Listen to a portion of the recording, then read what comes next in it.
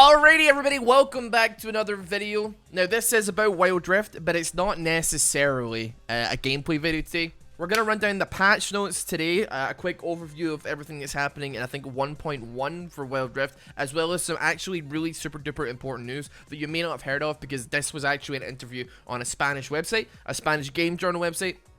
So if you're English speaking or you don't speak Spanish, you may not have heard of this, and even if you do speak Spanish, buenos dias, then you absolutely may never have known that this was a thing, because I'm not sure how big this particular outlet is. Regardless, it's super duper interesting, and also information that makes me incredibly happy, because if you've been watching the Wild Rift videos over the last couple of weeks on this channel, you've known that I have been complaining a little bit about the fact that there's not really any role picking. Now, there wasn't really anything like that in games like Mobile Legends as well. However, in this interview, it has been announced that there is going to be role queuing happening. So it says in this interview, moving on to the next question, I think you'll be tired of hearing this, but I have to ask, what are your plans for role queuing in competitive games? And then Brian Feeney, who's one of the developers on Wild Rift, said, we know the problem. It's something that we contemplate at launch. Unfortunately, these things always happen in video game developments, that as you get closer to launch, you have to make important decisions as to what you can and cannot offer, and wonder if you delay the launch of the game. I play for a particular characteristic, and this is one of these things.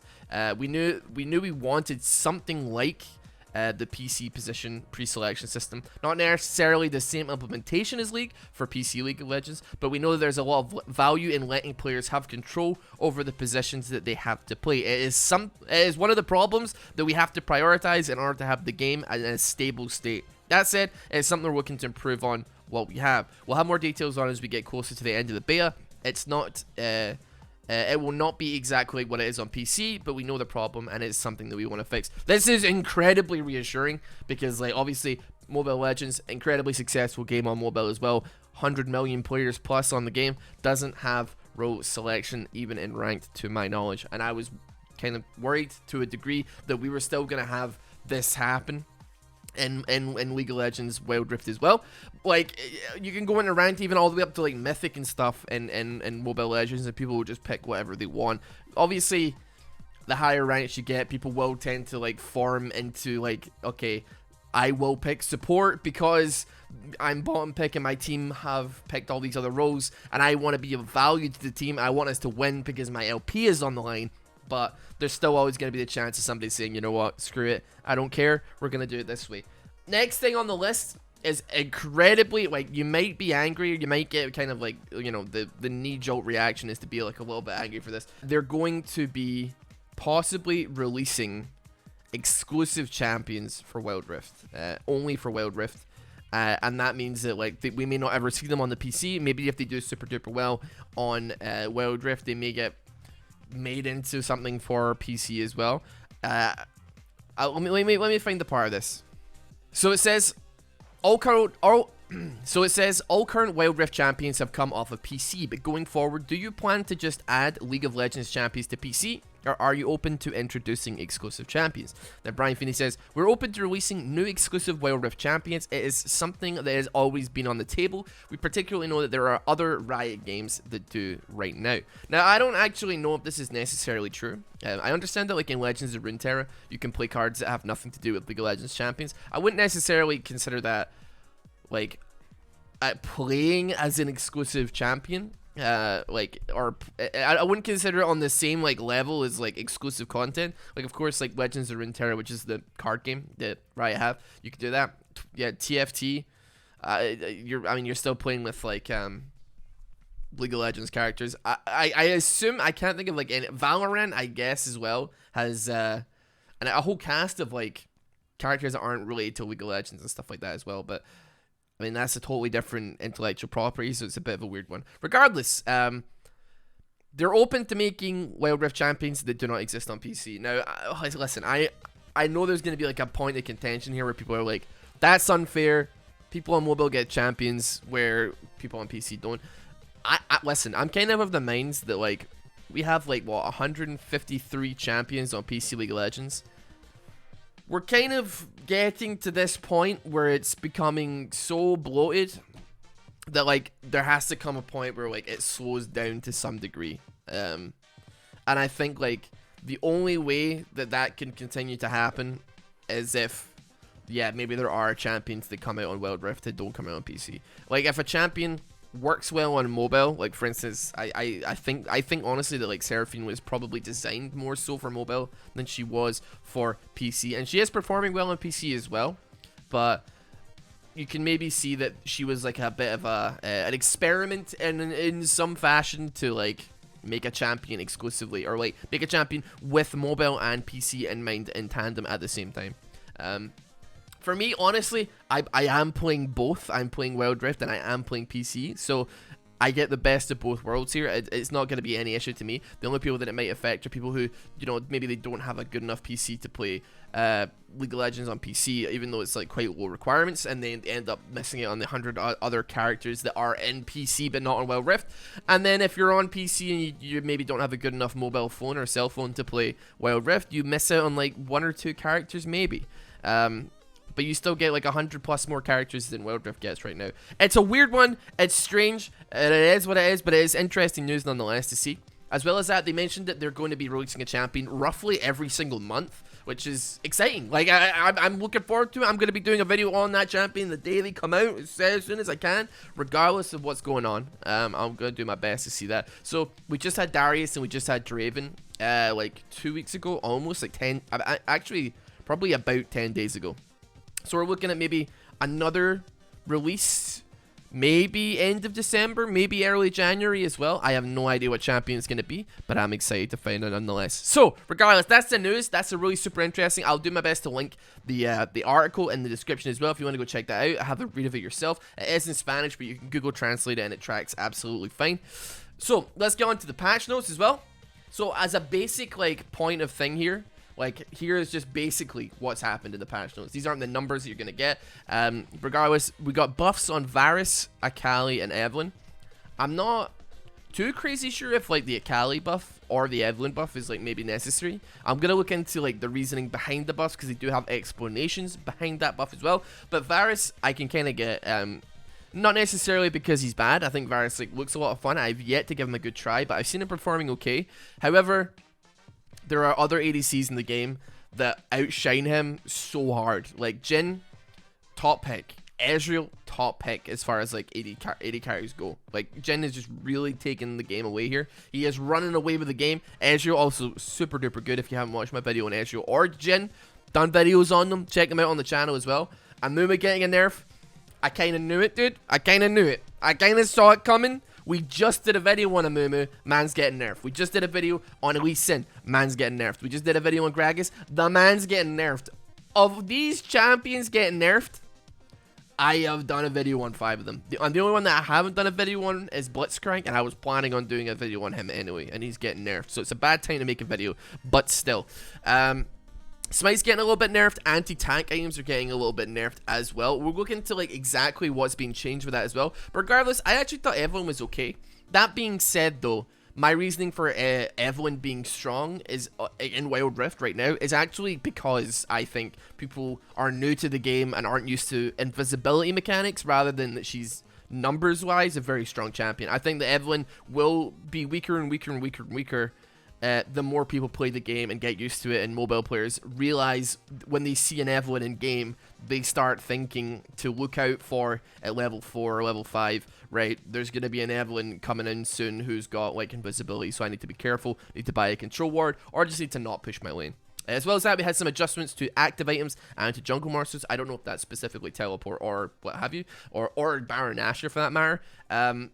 Baron seems kind of easy to melt. Maybe it's some adjustments to make him stronger, or maybe change some of his like his barrage move and stuff like that. But regardless, so Jhin has had a bunch of base stats nerfed. I'll also link this in the description as well if you want to get a look at what's happening. We're gonna go over like the general philosophy of the nerf. We won't get too hard into the nitty gritty because like small 1% tweaks to changes is gonna take up a lot of time. I don't want to take up too much of your time looking over this as well. So Jhin has been overperforming in every phase of the game, so we're reducing some of his power in general. His traps also gave him too much guaranteed utility when he was using them, when he should be using them as a combo with Deadly Flourish. I kind of agree with that. At least from my experience in playing Jhin, I don't tend to put them into bushes in order to get my second ability out, my Deadly Flourish, to get the root down. Generally speaking, throw them down for slows. If you know somebody's coming in, jungler's coming in, you flick them down for slows. The slow is being reduced by like a considerable amount, like 15% slow reduction on it. So you're not going to be able to like stop people coming at you nearly as hard as you were. It does make a tremendous amount of sense though. As well as that, the ulti cooldown for curtain call has been nerfed like pretty, well, not heavily. 15 seconds at level 1, and then like 10 seconds, and then 5 seconds it's been nerfed to. That being said, like, I think that his ulti does a tremendous amount of damage, so like it does make a lot of sense. Maybe a little bit harder to hit on mobile, and I think that like Jin's traps are a little bit difficult to like use on mobile as well, just because you could drop it down and then they could be like a full screen away, and it's kind of a little bit harder to know when it's been procced, and you should be using your W or what have you, or your second ability, sorry. But regardless, it's fine. I think Jin was maybe a touch too strong, so like it makes sense, right? Varus, no more Mr. Weak Varus. Time to bring this Blight boy more in line with the other marksmen. So he's had his movement speed increased a little bit. His cooldown reduced on his second ability, which is like his increased damage, and the on his Q when he activates it, I believe, if that's how it works in mobile League of Legends. And also it gives you like a dot kind of like debuff on the enemies when you hit them with ability. When you hit them with auto attacks that you proc on abilities. It's had actually a 0.5% increase on the max health it does when you proc it. That doesn't seem like too massive a change. I don't know. Is 0.5% of max health really big enough that it actually like super duper changes up those win rates like that much? I don't know. Well, guess we'll see what happens though. So anyway, Ezreal, he's been dishing out strong damage while staying safe, a little too safe. We pull back his damage a little more and increase his third ability cooldown, so jumping into a fight is riskier. Attack speed per stat has been lowered. That's absolutely fine. Damage has been decreased, not by much, and it's not much early as well, but a little bit more on the late game side of things, which is kind of fine for me. His ulti has been increased. His third ability, Arcane Shift, his blink has been increased by actually a lot early game. But I think like that still makes a lot of sense to me. That still makes a lot of sense. Ezreal, incredibly strong champion. I think it's totally fine to get some nerfs on him. I know some people might be a little bit upset, but it is what it is. Akali, her armor's been increased. Her movement speed on her passive when she gets her Q off has been increased. Her Shroud has been decreased with the movement speed increased, and the range on her third ability, her Shuriken Flip, has been increased as well. I guess like I think Akali is strong right now, but like I think she's better like as like a roamer, who's like not somebody that necessarily. I think she's pretty alright to bully. Like you can bully her pretty hard in lane from what I've seen. With quite a lot of champions, like she doesn't have that many favorable matchups in like mid or what have you, but certainly her strengths come from like pushing a wave out and then going to like roam somewhere else, in my opinion. Still, I don't know, like playing against like a good Akali is rough in Wild Rift. I gotta say it is incredibly difficult. It can be tough, dude, sometimes. Regardless, Evelynn, I'm interested to see what Evelynn has to say here. So it's playtime. We're giving Evelynn a little more range on her hate spike, so she can move. She can more easily land charms.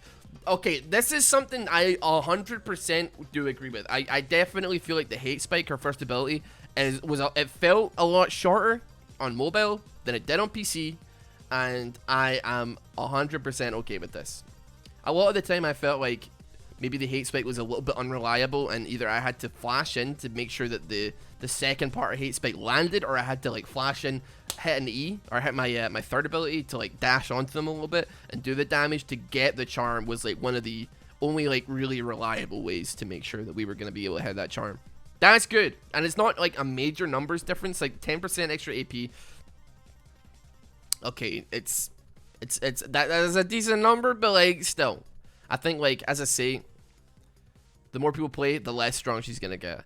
Amumu, the sad mummy's meltdowns are getting a little out of control. We wanted to tone down his damage a bit and offer some breathing room to opponents that get caught in his curse. So the passive, like the passive on your second ability, Despair, which is the AoE AP damage that just kind of like ticks along as you're fighting. It's basically like having another Sunfire cape. That has been really early game heavily nerfed, and you do not level this ability even second. This is like the last ability that you max, so like you're gonna suffer a considerable amount of damage decrease on that like throughout the course of the game. His stun duration as well has been nerfed until he hits 15 and gets his level 3. I'm okay with that. I did always feel like, you know, 2-second stuns on mobile, they feel a lot longer than they obviously do on PC because the games tend to be a lot shorter. So I'm actually completely alright with that. Blitzcrank, you can always count on Blitzcrank to lend a hand, but lately he's been a little too reliable as a source of engagements for his team. We tuned his reliability down a lot so opponents can punish him when he makes a mistake. His base mana has been lowered a lot, so that means that he's not going to be able to use as many rocket grabs. This is like kind of the case in PC League as well. Low mana pool, very high impact first ability that like gets you a lot of picks or can pop flashes and stuff like that. His base mana regen got like almost halved as well. That's actually pretty nuts, and it's also been nerfed per level as well. His mana shield has been, my goodness, whoa dude, mana shield cooldown has almost been doubled. The projectile width of his rocket grab has had a third taken off of it. It's had the damage be nerfed as well. I'll be honest, the damage, it doesn't really matter all that much. And then the slow on his second ability is overdrive. He got an extra 50% of slow. So like when he uses his overdrive, he speeds himself up, and then after he speeds himself up, he slows himself for the duration. That's a big nerf to Blitzcrank. That's a big nerf. I still think Blitzcrank's always going to be a reliable person for like solo queue and for playing normal games and stuff like that as well. He's always going to be like the master of getting picks onto enemies who are a little bit out of position. I don't think it's going to change much. Same with Lee Sin. We'll see what his changes are, but like champions like Blitzcrank, champions like Lee Sin, they tend to always have a place in the meta because they have this ability to like set team kills up for their boys, set kills up, set picks up, and like maneuver themselves in a way that like even if they are weak statistically, they have abilities that like create opportunities for people that like scale better or do more damage to get incredibly strong. Lee Sin should fall off more as the game progresses. I agree with that one. He's always seemed to me like an early game assassin, like an early game team like fighter, like somebody that like does a lot early but then ends up falling off late game. So we scale back the mobility and survivability he gets in the mid game from maxing Safeguard. Even a blind fighting monk needs a weakness. So the cooldown has just gone flat 15. That's not like too bad, really. 3 seconds off it, it's not too bad. Shield value's been nerfed a bit as well. The vamp as well, and the damage off it has been reduced. Honestly, like that's not even like that. I don't think that's that crazy. Like a nerf. I think like it doesn't mitigate any of the plays really that Lee Sin's going to be doing in any average game to begin with, right? So like he is going to be doing his safeguard, his second ability behind you, kicking you into your team or flashing, whatever. I don't think it's going to change a tremendous amount.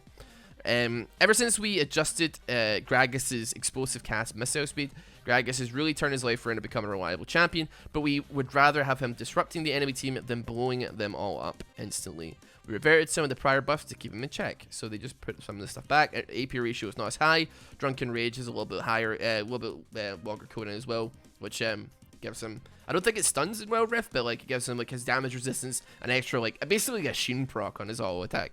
And yeah, we just lost 10% off of some of his first and his fourth ability, so he can still blow you up for sure.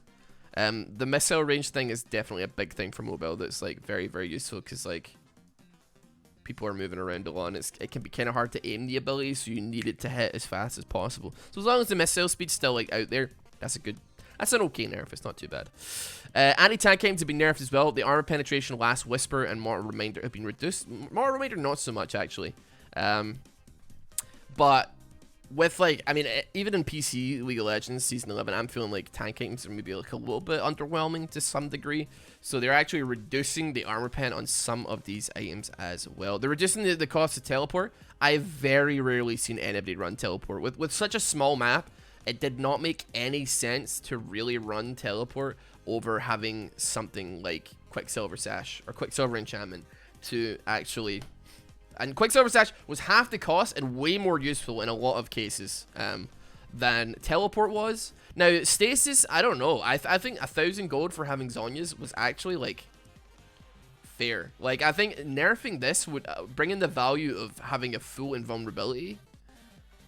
I mean, obviously, you're not doing damage during this vulnerability, but, like, regardless, I don't know. That's maybe something that I'm a little bit maybe confused about. This makes a lot of sense considering how, like, well it's been picked. This, I don't even think that 800 gold makes it valuable. I think, like, 500 gold is, like, the level that I would be willing to spend for Teleport just because I'd never really pick it. I'd never really play it, especially with such a small map. That being said, I mean, it's going to be like a small indirect nerf to like a champion like Tryndamere, who's going to be trying to split push, trying to be causing problems for the game. Maybe Nasus as well, a champion that wants to be able to get to a lane really, really fast. And hey, if it's cheaper, makes more sense for them, then by all means go for it, right? So, game systems and experience sharing. We've seen your feedback that the game felt too dependent on the dual lane snowballing. We've tuned down the amount of experience champions can share to draw some focus to the other lanes. So this is going to be a little bit awkward for, like, you know, teams that have multiple dual lanes that don't have a jungler, or like people that run to Baron lane for no reason because they wanted to play Baron lane even though you already locked it in or whatever. XP gain from minions and dual lanes have been nerfed as well. Slowing down the pace of these lanes is actually pretty alright with me. Like, slowing down the pace of it and like how fast we get to that level 5 and get our rollies up it's fine. It's okay. So for Smite as well, we're all for wild creative strategy, but taking Smite as a laner is something like to discourage for the health of the game. It skews the jungle meta and can lead to less interactive laning. For those reasons, Smite now reduces XP gain from killing minions by 20 for the first 5 minutes of the game. So as far as I can gauge, this is an old league PC strategy, but what you would do is like go mid lane, take Smite a minion in the jungle, or go take Scuttle Crab or whatever, and it's basically like a big health pot. That also gives you a lot of like potential pressure that you can press on people because you have Smite and you can take these objectives and you can do all this stuff, right? As well as that, we got jungle monsters, more ganks, more picks. We've increased respawn times on some jungle objectives to give teams more time, an opportunity to outplay their opponents before hustling off to the next objective. Better respawn times, that's absolutely fine. Like, I honestly kind of agree. I think, like, maybe Baron spawns a little bit too fast sometimes. Like, I can't remember how long the buff lasts for, but certainly, like, having it a little bit longer is absolutely fine by me. But it's only Baron and Skullcrab. I feel like Skullcrab was, like, okay, especially when there's only one of them on the map. But yeah, regardless, this is the patch rundown. If you want all the links to all this stuff in the description, please feel free to go check that out right now. If you want to see more Wild Rift videos, please consider subscribing to the channel, liking the video as well. This is a bit of a longer video, but it's a lot of really useful information if you are looking to keep up to date with Wild Rift, keep up to date with the patch notes, keep up to date with the competitive side of things, get all the knowledge so you know which champions to pick in your next game, which champions to maybe buy if you've got enough blue motes for it. But yeah, have a fantastic day. I'll see you all tomorrow. Take care. Subscribe. Have a fantastic night.